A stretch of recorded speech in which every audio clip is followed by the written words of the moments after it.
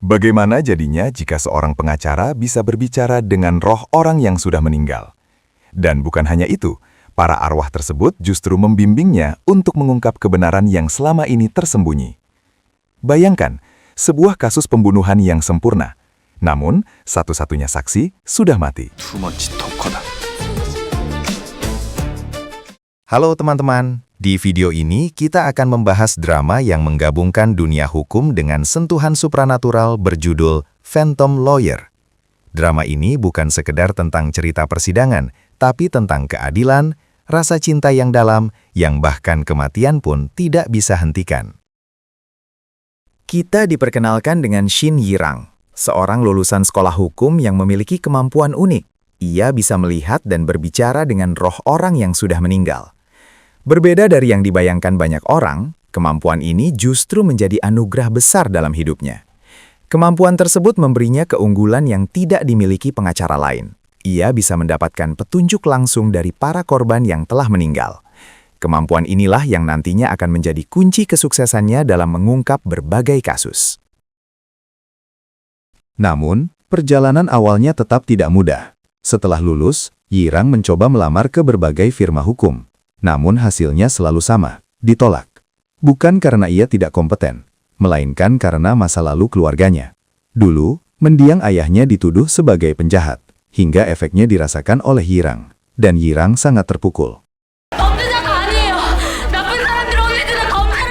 Yirang hidup sederhana bersama ibunya, yang bekerja sebagai tukang daging dan memiliki rumah makan kecil.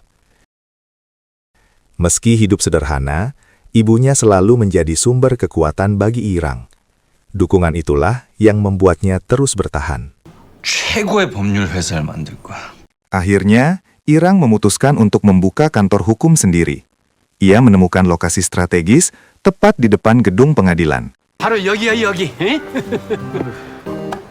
Namun, karena keterbatasan biaya, ia mengambil keputusan besar, menggunakan uang jaminan usaha milik ibunya. 할게요. 마음에 들어요. Tanpa ia sadari, kantor tersebut adalah bekas tempat praktik perdukunan yang angker. Namun, sang pemilik tak memberitahu Yirang. Saat Yirang sendiri di kantor itu, ia melihat sosok pria misterius. Sosok itu adalah roh seseorang yang belum selesai dengan urusannya. Roh itu terus mengikuti Yirang, hingga Yirang merasa kesal karena terganggu. Namun yang aneh, roh itu bahkan tidak mengetahui siapa dirinya sendiri. Ia kehilangan seluruh ingatannya, termasuk namanya. Dengan kebingungan dan keputusasaan, roh itu memohon bantuan Yirang untuk menemukan jati dirinya. Yirang sempat mencoba mengusirnya, bahkan meminta bantuan pendeta. 자기 정체 밝혀달라고 아주 들들 볶아요. Namun ia akhirnya menyadari bahwa kemampuannya bukanlah sesuatu yang harus dihindari. Akhirnya Yirang memutuskan untuk membantu roh tersebut menemukan jati dirinya. 이분이 마지막 손님인데. Dia menelusuri rekaman CCTV dan mencari petunjuk tentang masa lalu tempat itu. Setiap detil kecil menjadi penting. Saat itu, ada seorang wanita yang ingin masuk ke dalam kantor Yirang. Ia adalah mantan pasien dari dukun yang pernah menempati kantor Yirang. Ia bermaksud mencari dukun itu lagi. Namun sekarang, tempat itu sudah menjadi kantor pengacara Yirang. 무슨 일인지 말씀해 보세요. Saat wanita itu ingin pergi, Yirang memintanya untuk menceritakan apa yang terjadi. Wanita itu menceritakan kematian suaminya yang misterius setelah operasi kecil.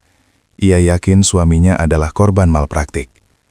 Saat percakapan berlangsung, roh yang bersama Yirang ikut mendengarkan. Ketika Yirang menanyakan identitas suami wanita tersebut, nama, serta tanggal dan tahun lahirnya, tiba-tiba, roh itu mulai mengingat. 성함이랑 생년월일이 Potongan demi potongan ingatan kembali. Dan akhirnya, ia menyadari, dirinya lah orang yang dimaksud. Dan saat itulah, ia akhirnya mengingat namanya, Li Kangpung. Kemudian roh itu menangis. Kesedihan dan kemarahan bercampur menjadi satu. Ia melihat istrinya yang hancur, anaknya yang terpukul hingga tak mau keluar kamar, dan kebenaran yang selama ini disembunyikan. Yirang pun tersentuh. Ia sadar bahwa ini bukan hanya kasus biasa. Ini adalah perjuangan untuk keadilan. 기도가 막혔어요. 아무 말도 하지 마. Pengacara yang awalnya menangani kasus tersebut ternyata menerima suap. Dengan bantuan Lee Kangpung, Yirang membongkar kecurangan itu dan mengambil alih kasus. Ini menjadi langkah awal karirnya. 다 설명할 수 있습니다. 예. Yirang bekerja keras tanpa henti, mengumpulkan bukti, menyusun strategi, dan menghadapi tekanan besar. Kemampuannya berkomunikasi dengan roh kini benar-benar menjadi kekuatan utamanya.